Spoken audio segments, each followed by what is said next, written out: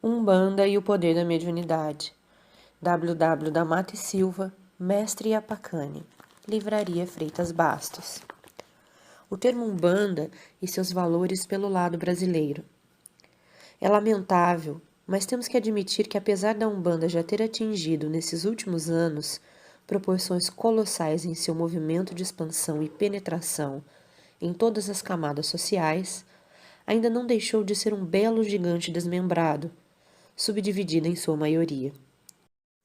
A falência quase que geral de uma crença firme nas religiões seculares, dogmáticas e bitoladas por regras de suas cúpulas e que não vinham respondendo aos anseios dos que têm fome de saber e nem dos que se sentem fustigados pelo desespero e por males diversos.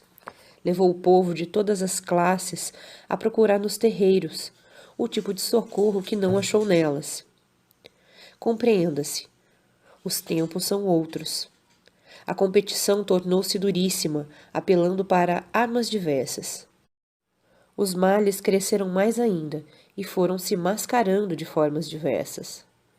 Em consequência, os terreiros foram se multiplicando e os crentes, adeptos e simpatizantes foram atingindo a casa dos milhões. E seria como ainda é. Tarefa impossível, no momento, frenar e conduzir todos esses núcleos a um centro direcional, de uma base religiosa, de vez que surgiram por ações espontâneas e independentes. Nessa atualidade, a Umbanda do Brasil conta com cerca de 150 mil terreiros e estima-se com segurança em quase 30 milhões o número de seus adeptos. Esse colosso umbandista, ou tudo que se enfeixa nele como cultos afro-brasileiros, revela seu potencial místico, religioso e ritualístico, num panorama ciclópico, nas praias, nas cachoeiras, nas matas e nos festejos ditos de Cosme Damião, etc., quando seus terreiros saem para festejá-los nos dias que lhes são consagrados. Conta ainda com dezenas de confederações, uniões, federações, ligas, alianças, cruzadas, etc., e tem um órgão de cúpula maior, dito como Conselho Nacional Deliberativo da Umbanda, CONDU, assim reconhecido porque já associa 34 federações. Além disso, tem vários programas de rádio, revistas e jornais por todo o Brasil. Esse órgão de cúpula, o CONDU, vem mantendo um enorme trabalho, no intuito de unificar cada vez mais essas federações, a fim de assumirem diretrizes que possam beneficiar o meio umbandista e, particularmente, a sua retaguarda, que é a maioria.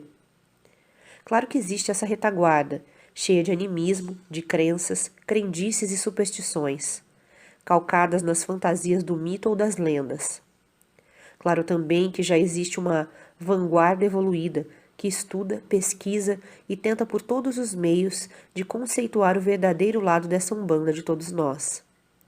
Essa vanguarda é o resultado dos frutos ou das sementes lançadas por selecionados pioneiros de luz do astral, quando se fez imperiosa essa atitude em face de um estado caótico nos chamados meios dos cultos afro-brasileiros.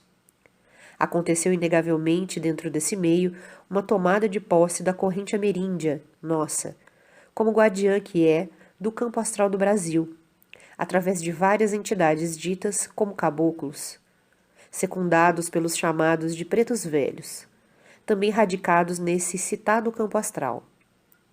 Esse acontecimento já foi ressaltado por nós várias vezes, e voltamos a lembrar que foi um fato inconteste. Veja o leitor suas razões, também em Lições de Umbanda e Quimbanda, na palavra de um preto velho, em Umbanda do Brasil e em Umbanda de todos nós, etc. Essa tomada de posse dos caboclos fixou como eixo desse novo movimento o termo Umbanda, em redor do qual tudo começou a girar e a crescer. A palavra Umbanda, como bandeira, não surgiu absolutamente de dentro de nenhum grupamento de nação africana e nem nos rituais dos negros de origem banto, congoleses, angolanos, etc., que linguajam o bundu ou o kibundu, que praticavam nos arredores do antigo Rio de Janeiro até os anos de 1900 e 1904. João do Rio, já citado, não registrou entre eles coisa alguma com os nomes de Umbanda e Quimbanda. Nem tampouco existiu nada entre as mais antigas babás de candomblés ou daqueles tipos de mistura de rituais afros com pagelança, identificados como o tambor de mina, casa de batuque, xangôs do Nordeste, catimbós, etc., onde empregasse a palavra umbanda, significando coisa alguma. Nunca existiram também 600 tendas de umbanda antes do advento do caboclo das 7 encruzilhadas, como pretendem provar modernos pesquisadores afeiçoados ao africanismo. Terreiros disso ou daquilo, é claro, já existiam, mas não de umbanda. Essa é a verdade. Agora, a certa altura do crescimento de tantos terreiros, exclusivamente nessas áreas da atual cidade do Rio de Janeiro e Niterói, por dentro de vários grupamentos ou terreiros mais melhorados, foi que o termo umbanda foi ressuscitado, isto é, infiltrado, revelado. Isso é o que pretendemos provar, segundo nossa honestíssima pesquisa, sem sectarismos mesquinhos, a fim de manter a autenticidade histórica dos fatores e dos valores dessa umbanda de fato e de direito. Sempre tivemos uma tendência irrefreável desde muito jovem, 16, 17 anos de idade, que nos impulsionava a ver as chamadas de macumbas cariocas. Claro que não estávamos ainda conscientizados do porquê de semelhantes impulsos, se bem que desde os 9 anos de idade éramos acometidos por fenômenos de ordem espírito mediúnico, e aos 16 anos já acontecia a manifestação espontânea de nosso preto velho, que baixava num quarto onde morávamos, na rua do Costa, número 75. Uma rua lateral esquerda da Light do Rio de Janeiro, e que era uma espécie de casarão enorme, tipo república na época. Em 1934, tivemos contatos com um médium de nome Olímpio de Melo, oriundo de Magé, um mulato alto, magro, que praticava a linha de santo de Umbanda, há mais de 30 anos, portanto desde 1904 mais ou menos, e que trabalhava com um caboclo dito como Ogum de Lei, com um preto velho de nome Pai Fabrício e com um Exu de nome Rompimato. Em 1935 conhecemos também o velho Nicanor, com 61 anos de idade, num subúrbio da linha auxiliar, denominado Costa Barros, que sempre afirmava orgulhosamente que desde os 16 anos já recebia o caboclo Cobra Coral e o pai Jacob, e que desde o princípio as suas sessões era no girador da linha branca de Umbanda, nas demandas e na caridade, portanto desde o ano de 1890, segundo suas afirmativas. Em 1940 conhecemos um famoso pai de santo denominado Orlando Cobra Coral, nome de sua entidade de cabeça, um caboclo. Também num subúrbio da linha auxiliar em Belford Roxo, que dizia praticar a Umbanda Branca, já há 27 anos, portanto desde 1913. Lamentavelmente, esse pai de santo suicidou-se com um tiro no peito, deixando um bilhete onde escreveu que assim procedia, mas não era por força de pemba. Entendam o sentido da frase os entendidos do Santé. A revista Cruzeiro, por ocasião daquele evento, fez ampla reportagem a respeito, isso em 1945. Outras entidades, caboclos e pretos velhos, surgiram quase que simultaneamente, em diversos terreiros mais afins ou limpos, através da mediunidade de uns e de outros médiuns selecionados pelo astral superior, como pontas de lança, e logo começaram a falar de Umbanda. Somente que todos esses e aqueles primeiros vanguardeiros que receberam a tarefa ou a missão de lançarem as primeiras sementes da Umbanda, a fim de que em dias futuros pudessem brotar, e seus frutos se transformassem num sistema, numa lei, numa regra, numa religião. Não foram registrados oficialmente, ou seja, não foram destacados pelos interessados que escreviam. Dentre todos, mereceram um relevo especial desde o princípio desses acontecimentos. 9 maravilhosas entidades, principalmente o caboclo Curuguçu e o caboclo das 7 encruzilhadas desde 1925, pela pena de um dos mais dignos e destemidos umbandistas de todos os tempos, de nome Leal de Souza, já falecido, é claro, e sobre o qual teceremos comentários excepcionais. Leal de Souza, poeta, jornalista e escritor, foi o primeiro umbandista que enfrentou a crítica mordaz, ostensiva e pública, em defesa da Umbanda do Brasil, ou seja, daquele movimento inicial preparado pelo caboclo Curuguçu e assumido pelo caboclo das Sete Encruzilhadas, inegavelmente o primeiro marco oficial do surgimento da Umbanda lá em Niterói. Ele o fez numa época que era quase um crime de heresia se falar de tal assunto. Foi também o precursor de um ensaio de codificação, ou melhor, foi o primeiro que tentou definir em diversos artigos o que era Umbanda, ou o que viria a ser no futuro esse outro lado, que já denominava a linha branca de Umbanda. Dissemos que lá para os idos do ano de 1925 era heresia falar de tal coisa, porque para os fanáticos religiosos e espíritas sectaristas tudo era apenas macumbas. Pois bem, Leal de Souza, muito antes mesmo de 1925, já dava entrevistas a jornais, a revistas, tentando explicar das razões e da finalidade de sua linha de Umbanda branca. Ele registrava, sem talvez prever o valor que teria para a posteridade e para a história dessa Umbanda, o nome da entidade espiritual precursora e mentora desse movimento de restauração ou de renovação, que foi se transformando e se consolidando nesse gigante que é a Umbanda da atualidade. Essa Umbanda do astral, que Leal de Souza identificou, dava o nome de Caboclo Curuguçu, com C cedilha, ou Curuguçu com 2 S's U, na grafia alternada, e que nós afirmamos significar no Iengatu o grito do guardião. Segundo Leal de Souza, o caboclo Curuguçu foi quem trabalhou, preparando o advento da entidade que veio a se identificar como o caboclo das Sete Encruzilhadas através do médium Zélio de Moraes. Não podemos duvidar nem de leve desse registro, pois o valor, a dignidade e a sinceridade de sua fé umbandista foram postos à prova. Não ontem e nem hoje. Foi em 1925, época duríssima, de perseguições e preconceitos assintosos contra os centros e terreiros. Pois se ainda em 1935, no governo Getúlio Vargas, nós assistimos a perseguições, prisões e fecha-fecha de centros e terreiros, até de forma violenta. Todos os velhos umbandistas devem se lembrar disso. Dissemos também que Leal de Souza foi um ensaísta de uma espécie de codificação, pois já naquele tempo ele tentava classificar, segundo o entendimento que tinha na época, as 7 linhas da Umbanda branca, sincretizada com os santos da Igreja Católica e ainda dissertava de sua magia.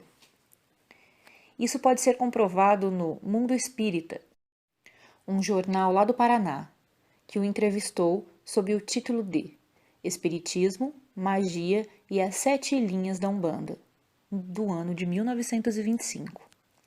Nessa entrevista, ele compôs as 7 linhas assim: Oxalá, Nosso Senhor do Bonfim, Ogum, São Jorge, Euxóssi, São Sebastião, Xangô, São Jerônimo, Nhançã, Santa Bárbara e Iemanjá, Nossa Senhora da Conceição.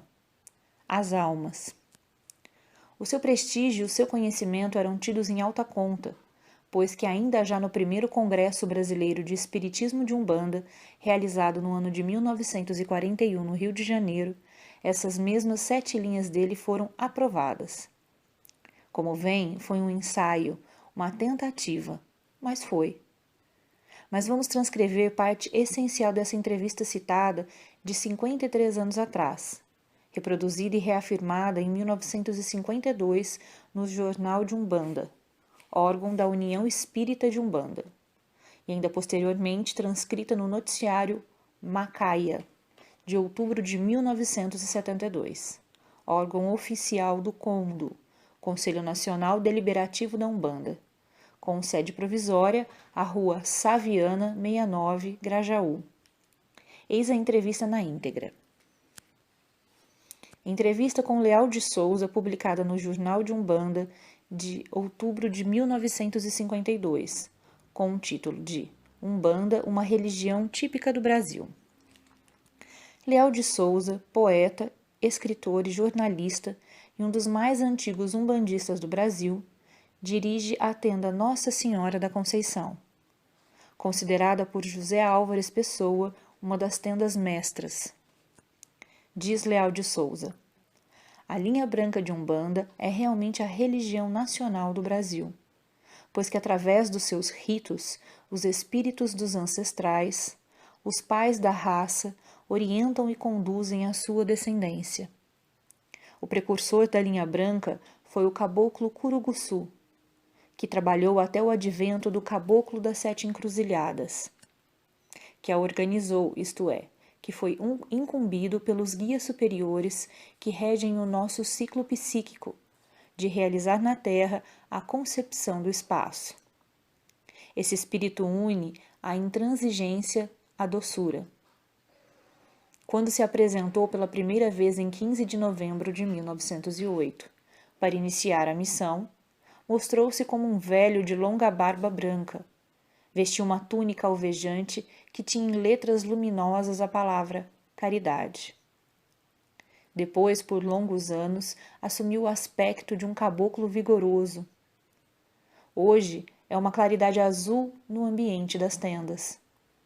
A sua missão é, portanto, a de preparar espíritos encarnados e desencarnados que deverão atuar no espaço e na terra. Na época futura em que ocorrerá um acontecimento da importância do advento de Jesus no mundo antigo. O caboclo das Sete Encruzilhadas chama a Umbanda os serviços de caridade. A demanda os trabalhos para neutralizar ou desfazer os da magia negra. A organização da linha é um primor minucioso. Espanta a sabedoria dos espíritos que se apresentam como caboclos e pretos velhos. Aqui são tanto mais humildes quanto mais elevados. Em geral, as pessoas que frequentam as sessões não as conhecem na plenitude da sua grandeza, porque tratam do seu caso pessoal, sem tempo para outras explanações. O caboclo das Sete Encruzilhadas, que é dotado de rara eloquência, quando se manifesta em público costuma adaptar a sua linguagem à compreensão das pessoas menos cultas, que consideradas como sendo as mais necessitadas de conforto espiritual. Foi esse espírito que há 20 anos, conforme ficou apurado num inquérito policial, reproduziu um milagre do Divino Mestre, fazendo voltar à vida uma moça cuja morte fora atestada pelos médicos. Pai Antônio, o principal auxiliar do caboclo das Sete Encruzilhadas, e que baixa pelo mesmo aparelho Zélio de Moraes, e que eu já vi discutir medicina com os doutores. É o espírito mais poderoso do meu conhecimento. A seguir, Leal de Souza referiu-se a outras entidades que baixaram em tendas de Umbanda. Na tenda de São Jerônimo, há entre outros 2 espíritos de grande poder e vasta ciência, que utilizam o mesmo aparelho, Anísio Bacinca, Pai João da Costa do Ouro e o Caboclo da Lua. Este, quando saiu da minha tenda para fundar a de Xangô, estava ditando a um oficial do exército um livro sobre o Império dos Incas. O chefe do terreiro da tenda de Oxalá é Pai Serafim, e seus trabalhos têm produzido milagres. Baixa por Paulo Lavoir, médium como não há muitos. Pai Elias baixa pelo Dr. Maurício Marques Lisboa, presidente da tenda Filhos de Santa Bárbara. É velhíssimo e sapientíssimo. Segundo outros guias, esse espírito, numa de suas encarnações, foi sumo sacerdote da Babilônia e depois papa em Roma, para chegar como preto velho no terreiro de Umbanda. Nota-se que Pai Elias foi sumo sacerdote, mas seu aparelho não é sumo sacerdote de Umbanda. O indivíduo que se envaidece desse título seria um doente de vaidade e morreria de ridículo. Catumbé, da tenda São Miguel, baixa por Luís Pires, é filósofo e alquimista. Pai Vicente, que baixa pela senhora Corina da Silva, presidente da tenda de Pedro na Ilha do Governador, é um espírito de um saber profundo, que abrange a literatura, a filosofia de todos os tempos. Os seus trabalhos produzem efeitos miraculosos. Citei apenas alguns espíritos de meu conhecimento, pois como esses, os há em todas as tendas. Não esqueçamos que o labor desses espíritos tem duas finalidades: atrair a criatura e ensiná-la a amar e a servir o próximo. Com a sua manifestação pelo corpo dos médiuns, provam a imortalidade da alma e os benefícios que fazem. Servem para elevar o beneficiário pela meditação ao culto e ao amor a Deus, e, portanto, à prática de suas leis. Retornando ao texto. E ainda Leal de Souza foi participante ativo e entusiasta durante 10 anos do Centro do Caboclo das Sete Encruzilhadas e amigo de seu médium lá em Niterói, no bairro das Neves.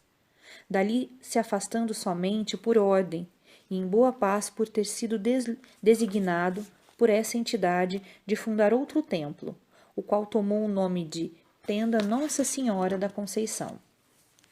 Portanto, Leal de Souza estava bem a cavaleiro e por dentro da missão dessa magnífica entidade espiritual.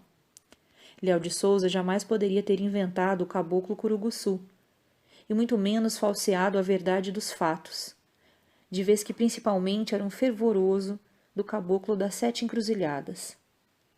Ele só não se lembrou de deixar os detalhes por escrito, de como, por onde e através de quem esse caboclo curuguçu trabalhou preparando a descida dos Sete Encruzilhadas. Diante do exposto e da leitura de sua entrevista, ficou bem claro essa entrevista-arquivo de Leal de Souza. Antes dele, ninguém havia dito nada sobre linha branca de Umbanda, etc, etc, etc.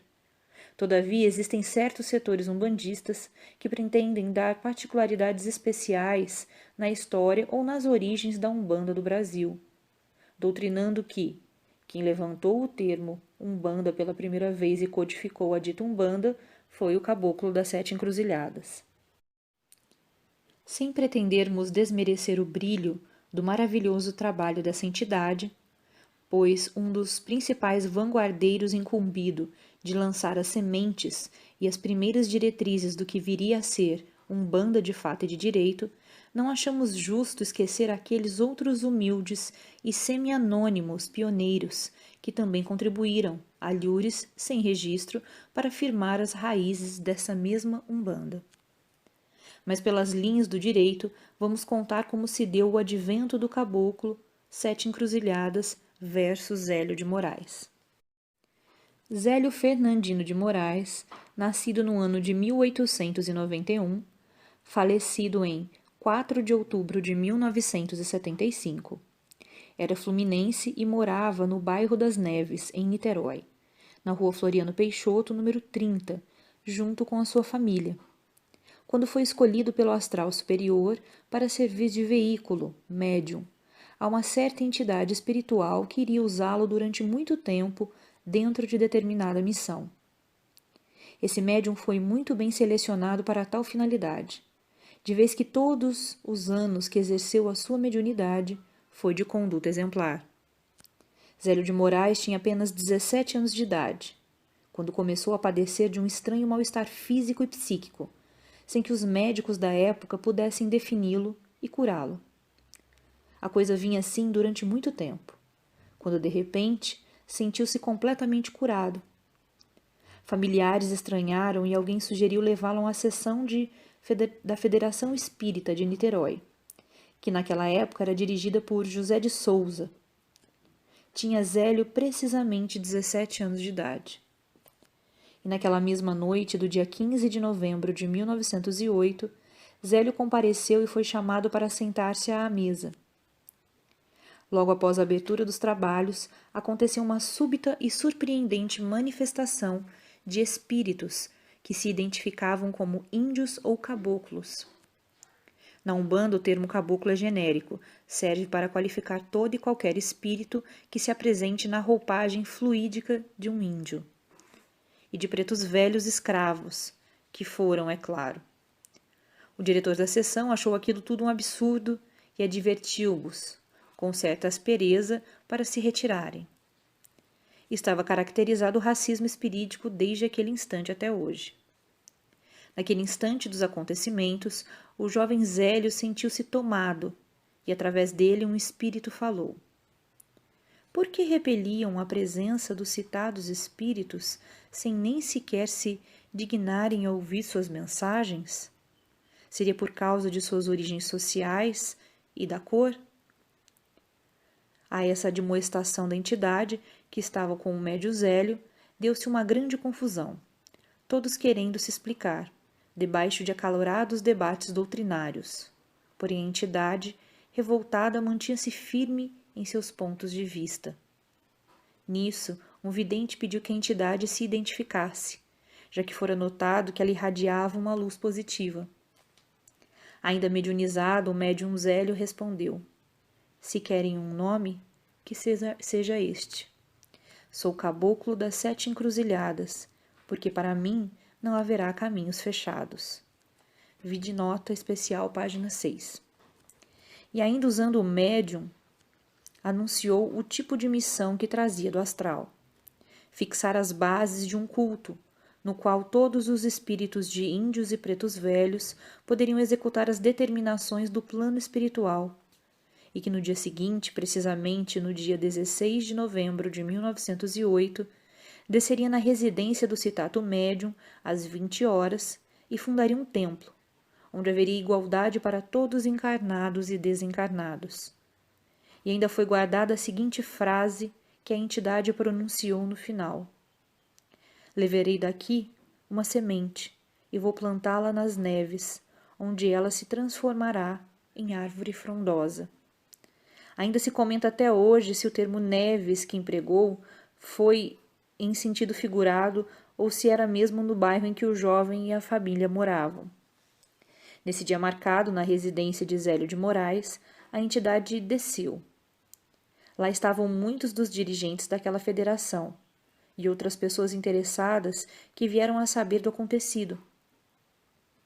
Inúmeras pessoas doentes e disturbadas tomaram passes e muitas se disseram curadas. No final dessa reunião, o caboclo das 7 encruzilhadas ditou certas normas para a sequência dos trabalhos, inclusive atendimento absolutamente gratuito, roupagem branca, simples, sem atabaques, sem palmas ritmadas, e os cânticos seriam baixos, harmoniosos. A esse novo tipo de culto que se formava nessa noite, a entidade deu o nome de Umbanda, que seria a manifestação do espírito para a caridade. Posteriormente reafirmou a Leal de Souza que Umbanda era uma linha de demanda para a caridade. Também nesse dia 16 foi fundada uma tenda, com o nome de Tenda Espírita Nossa Senhora da Piedade, porque, segundo as palavras dessa entidade, assim como Maria acolhe em seus braços o filho, a tenda acolheria os que a ela recorressem nas horas de aflição. Segundo testemunhas idôneas, ainda nessa mesma noite, baixou um preto velho auxiliar, de nome Pai Antônio, um portento de sabedoria e de força espiritual. Daí em diante, as sessões seguiram nas normas estabelecidas, apenas com algumas praxes doutrinárias do espiritismo de Kardec, por força da época e das circunstâncias, as quais foram depois sendo adaptadas à realidade da Umbanda. Assim, em 1913, o médium Zélio de Moraes recebeu mais um reforço excepcional, com a presença de uma entidade que se fez chamar de Orixá Malé, um caboclo que tinha a ordem e os direitos de trabalho para a cura dos obsedados e para os desmanchos da magia negra. Transcorridos os anos, entre 1917 e 18, o caboclo das 7 encruzilhadas recebeu ordens e assumiu o comando para a fundação de mais 7 tendas, que seriam uma espécie de núcleos centrais, de onde se propagaria a Umbanda para todos os lados. Oportunamente, numa sessão de desenvolvimento e estudos, o caboclo das 7 encruzilhadas escolheu 7 médiuns para fundarem os novos templos, que assim ficaram constituídos. Tendo a Nossa Senhora da Guia, com Durval de Souza, que veio a se fixar na rua Camerino, 59, Centro, Rio. Tendo a Nossa Senhora da Conceição, com Leal de Souza, da qual não conseguimos o antigo endereço e certo. Tenda Santa Bárbara com João Aguiar, que não conseguimos o antigo endereço. Tenda São Pedro com José Meireles, que veio a se fixar num sobrado da Praça 15 de Novembro. Tenda de Oxalá com Paulo Lavois, que veio a se fixar na atual Avenida Presidente Vargas, 2567, Rio. Tenda São Jorge com João Severino Ramos, que veio a se fixar na rua Dom Gerardo, número 45, Rio. Tenda São Jerônimo com José Álvares Pessoa, que veio a se fixar na rua Visconde de Itaboraí, número 8, Rio. Com o decorrer dos anos, as tendas começaram a surgir até nos estados. E assim é que em São Paulo já se contavam 42 unidades, sendo 23 na capital e 19 em Santos. Já em 1937, as tendas fundadas pelo Caboclo das Sete Encruzilhadas, na pessoa de Zélio de Moraes, se reuniram e fundaram a Federação Espírita de Umbanda do Brasil. E anos depois passou a se denominar União Espiritista de Umbanda do Brasil. Atualmente com sede na rua Santo Agostinho 52, em Todos os Santos. Já em 1947 surgiu o Jornal de Umbanda dessa união, que até os anos de 1956 existia, porque chegamos a colaborar nele. Atualmente não sabemos. Todos esses dados que estamos dando sobre o caso Sete Encruzilhadas foram pesquisados em diversas fontes e ainda relatados que temos na lembrança, do que nos contava o falecido irmão e grande amigo nosso, capitão José Álvares Pessoa, da referida Tenda São Jerônimo, já referida acima, pois foi um dos maiores incentivadores de nossas obras. Como frisamos antes, Zélio de Moraes foi um aparelho exemplar. Ele e Caboclo se conjugaram numa brilhante missão. Foram vanguardeiros ostensivos, que plantaram as primeiras sementes da reação e do protesto doutrinário contra as práticas fetichistas das matanças e dos sacrifícios a divindades, etc. Desde o princípio, Zélio aprendeu e reafirmava sempre. A última vez em 1972, quando disse taxativamente, abre aspas, cumpre acentuar que na Umbanda implantada pelo Caboclo das Sete Encruzilhadas não é utilizado o sacrifício de aves e de animais, nem para homenagear entidades, nem para desmanchar trabalhos de magia. Fecha aspas. Nessas alturas, não poderíamos também deixar de destacar na história da Umbanda o valor de um de seus grandes vultos. Ele não foi daquele tipo de umbandista que vivia apenas nos bastidores, manobrando apenas os cordéis dos interesses pessoais. Ele provava sua fé, a sua sinceridade e seu amor à Umbanda quando era realmente necessário. Estamos nos referindo àquele que foi o deputado, o radialista e o escritor Átila Nunes, pai, falecido em 27 de outubro de 1968. Ele criou e manteve o programa Melodias de Terreiro, mais de 20 anos, até a sua morte. O programa continuou com Bambina Bussi e o filho. A primeira coisa que nos surpreendeu na dignidade desse umbandista foi uma entrevista que havia dado à Revista do Rádio, lá pelos idos de 1966. Na capa, ele se apresentava com um livrinho nosso nas mãos, bem visível para se ler. Lições de Umbanda na palavra de um preto velho. Depois de 1967, tivemos a oportunidade de atuar na TV Rio e na TV Tupi, no programa Show Sem Limite, de J. Silvestre, onde tivemos que debater também o afé Arigó versus Umbanda. O caso esquentou, e ele imediatamente fez contatos conosco para trazer não apenas o seu apoio moral de boca, nos bastidores ou no sigilo de seu gabinete, mas sim pondo à nossa disposição o seu programa, que usamos, e passando de pronto a escrever na sua coluna, Gira de Umbanda, da Gazeta de Notícias. Vários artigos destemerosos e vibrantes, debatendo o caso Arigó e ressaltando a nossa atuação na TV, e para ilustrar o leitor, lembraremos rapidamente o citado caso.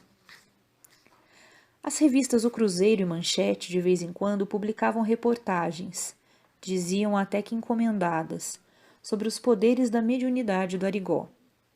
Até aí, nada com a Umbanda de fato e de direito. Porém, nas fotos do Arigó mostravam sempre do lado dele um grande cartaz com os seguintes dizeres bem visíveis: kardecismo sim, Umbanda e macumbas que não curam e causam doenças e loucuras, não. Nos programas de TV mostramos as revistas e desafiamos o Sr. Arigó, falecido em acidente de automóvel anos depois, a que viesse provar de público tal afirmação. Claro que não veio. E foi um Deus nos acuda. Foi um tal de pressões de cima do pobre Mata e Silva que só vendo.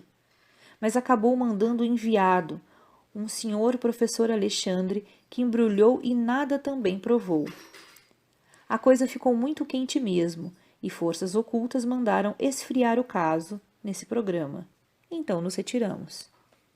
Nessa ocasião, também contamos com o apoio direto e pessoal de um grande umbandista, que lá compareceu de corpo presente. Um valioso irmão de fé, o Dr. Lande, que quase brigou de verdade com o representante do Arigó. O Dr. Francisco Lande é um desses umbandistas sinceros que sempre se impôs pela dignidade e pelo amor à Umbanda. Mas com esse simples relato, o leitor talvez não alcance a repercussão que teve na ocasião, dentro do meio umbandista. Mas o que desejamos também frisar é que na maioria dos que se diziam e ainda se dizem líderes da Umbanda, não deram um pio. Ficaram de boca fechada até hoje. Ah, esses fariseus de todos os tempos! Por essa e por outras é que estamos destacando esses vultos umbandistas e agora particularmente o de Átila Nunes, pai. Ele não vacilou nessa hora, de escrever duro e dizer o que sentia. E nós não vamos deixar de registrar o que foi a sua atuação nesse caso, em diversos artigos. Não que pretendamos com isso ressuscitar elogios, não, mas para que suas palavras possam servir de exemplo aos vacilantes e aos modernos umbandistas. Como exemplo, eis somente um de seus artigos, de 8/10/1967, com o seguinte título: Gira de Umbanda, Átila Nunes. WW da Mata e Silva, um mestre, um amigo. Muita gente de nossa banda tem se apresentado na televisão. Chefes de terreiros, presidentes de federações, representantes de confederações, dirigentes de organizações, grupos de médiuns paramentados com suas nunangas, suas guias, etc. A presença desses irmãos nas apresentações televisionadas nem sempre tem oferecido motivos para merecer o aplauso geral. A participação de alguns dos nossos irmãos em determinados programas, especialmente nos de entrevistas, O Homem do Sapato Branco e outros, tem sido de um modo geral um fracasso. Já vi muita bobagem, muita tolice. Já assisti coisas na televisão que até hoje me fazem estremecer pelo total nonsense dos participantes. Indivíduos despreparados, cidadãos sem a mínima base de conhecimento da religião de Umbanda no seu aspecto doutrinário e científico. Pessoas, enfim, sem o traquejo para o diálogo, sem o preparo mental e psicológico para o debate, sem a mínima prática para falar em público e até mesmo sem a cultura que se faz necessária para as dissertações ou para responder aos entrevistadores da TV. Tem comparecido a alguns programas e as tolices que proferem só têm contribuído para o demérito de nossa religião. Minha decepção e a de milhares de irmãos umbandistas é total quando vejo um presidente de uma entidade federativa ou um chefe de tenda, programa do Homem do Sapato Branco, caso Isaltina, etc., gaguejar, titubear e finalmente ser derrotado num debate ao qual não devia ter comparecido jamais.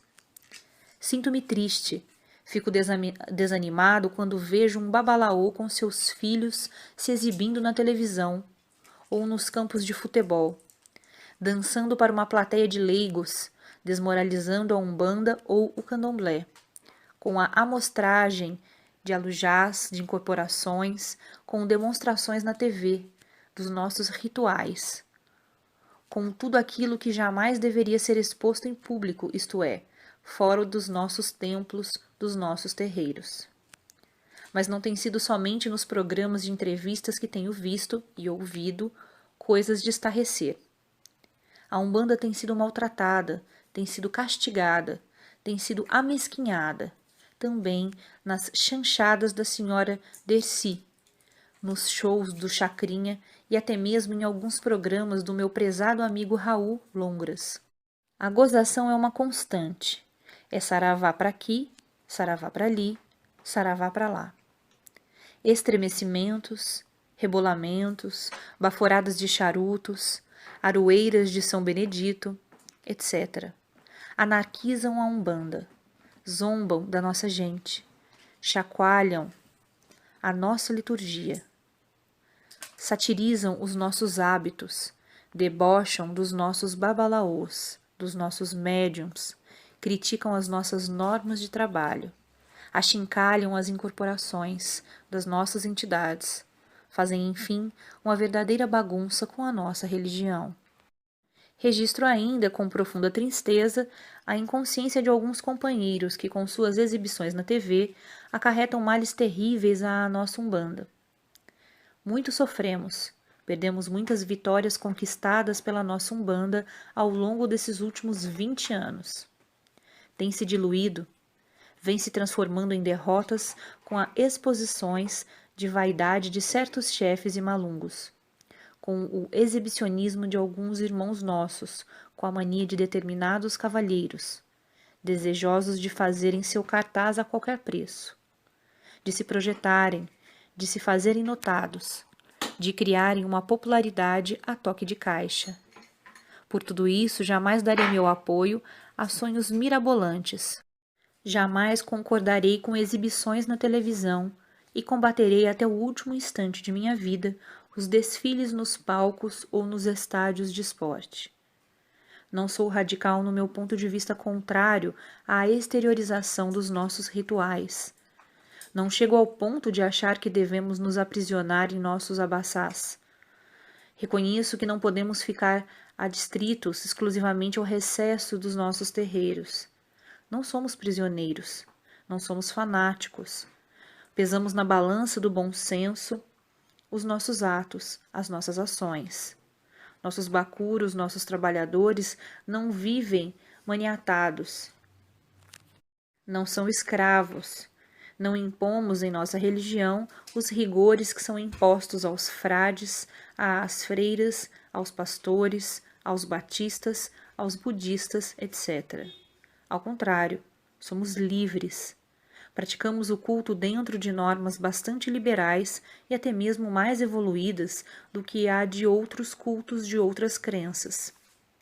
Sou inteiramente favorável e venho estimulando há 20 anos às reuniões nas praias no dia 31 de dezembro. Acho imprescindíveis as peregrinações às matas, macaias. Preconizo constantemente a necessidade de seguirmos os nossos preceitos com rigor. Devemos manter os velhos hábitos, devemos fazer as nossas obrigações. Nossos assentamentos, devemos ir à cachoeira, à praia e até mesmo, quando necessário, devemos ir à Calunga Pequena, cemitério, ao Cruzeiro das Almas, à Calunga Grande, mar.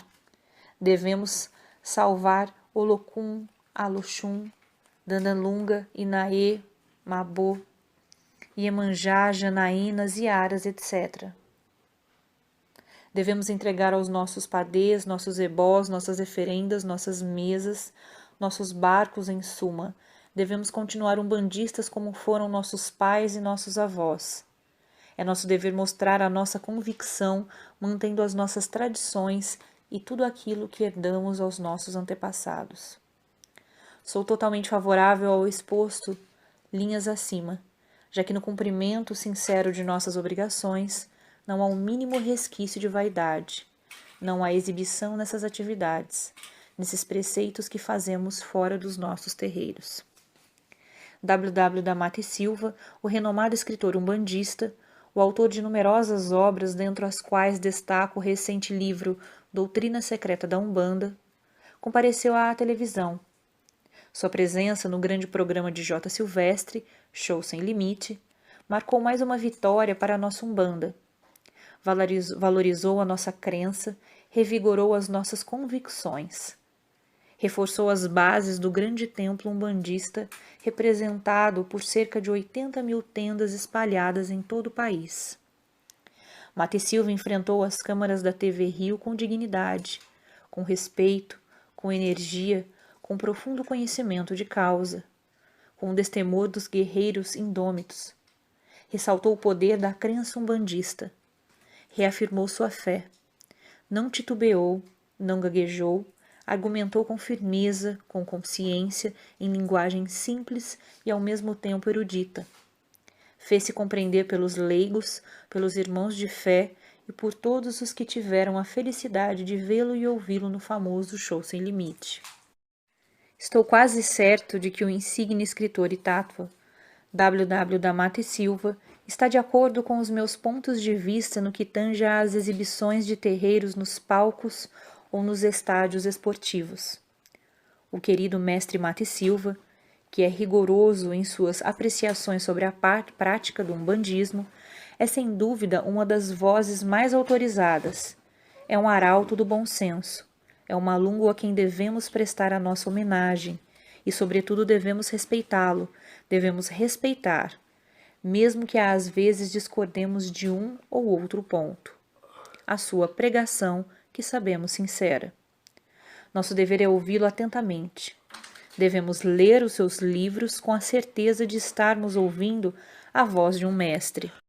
Devemos nos curvar respeitosamente diante do seu talento, de sua cultura, dos seus profundos conhecimentos da Umbanda como religião, como filosofia e como ciência. Homens como W. da Mata e Silva, João de Freitas, Henrique Lande Júnior, Cavalcante Bandeira, Pena Ribas, Mauro Rego Porto e João Guimarães deviam ser convocados de vez em quando para nos proporcionar aulas de umbandismo, para fazerem pregações de alto nível como a que ouvimos segunda-feira última na TV Rio. Os depoimentos, as considerações, as explicações que esses autênticos líderes podem nos oferecer diante das câmaras e microfones viriam desfazer a má impressão deixada por alguns cidadãos que tanto diminuíram a Umbanda quando de suas aparições no horrível programa O Homem do Sapato Branco, e nos entreveros sobre a fé Isaltina e seu parceiro Sebastião Pedra d'Água, bolha d'água, como disse nosso irmão Aranha. As grandes vozes têm que ser ouvidas.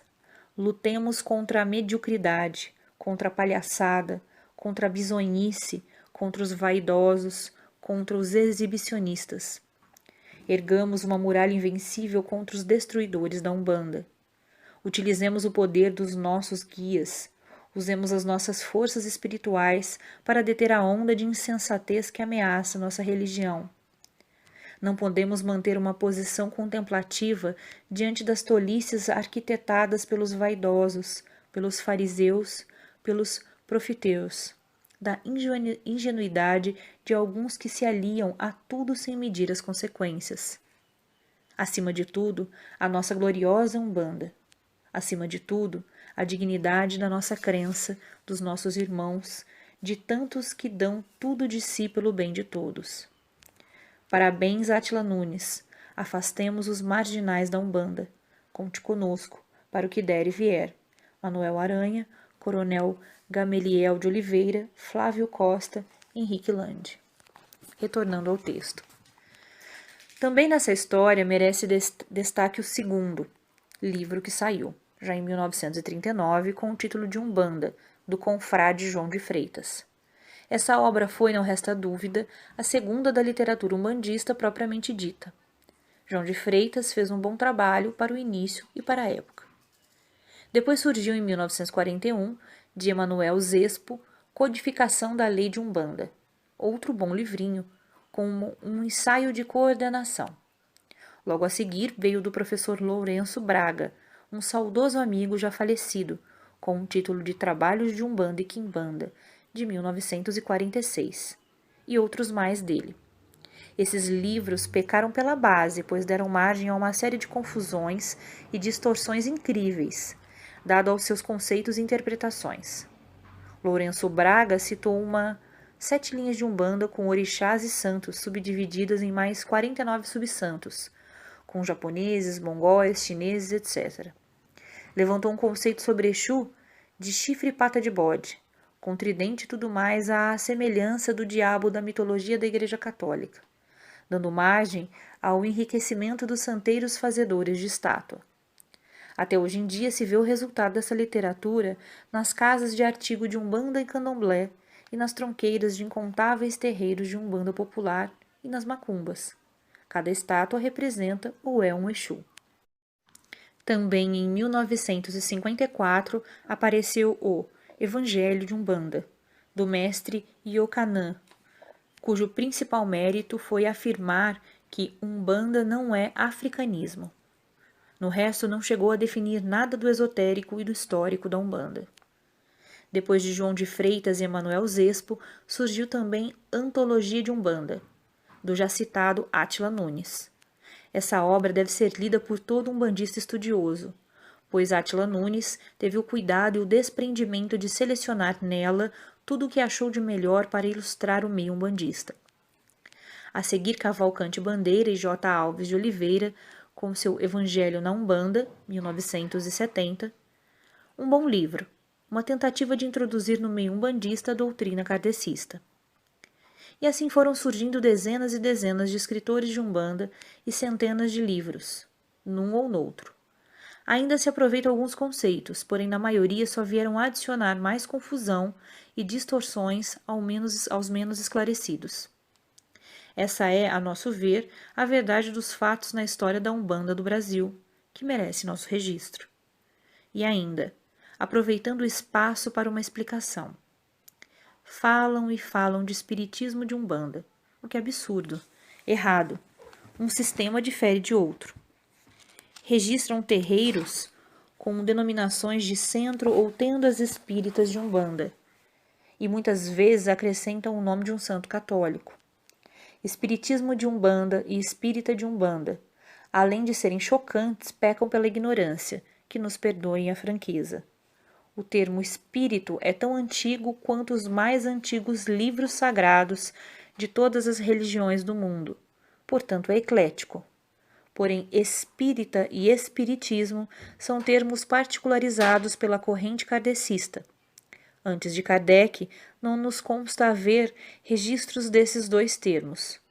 O sufixo ismo foi empregado para dar extensão no termo espírito mais ismo, para qualificar a doutrina de Kardec, assim como de espírita para qualificar ao que fosse adepto ou ao praticante dessa dita doutrina.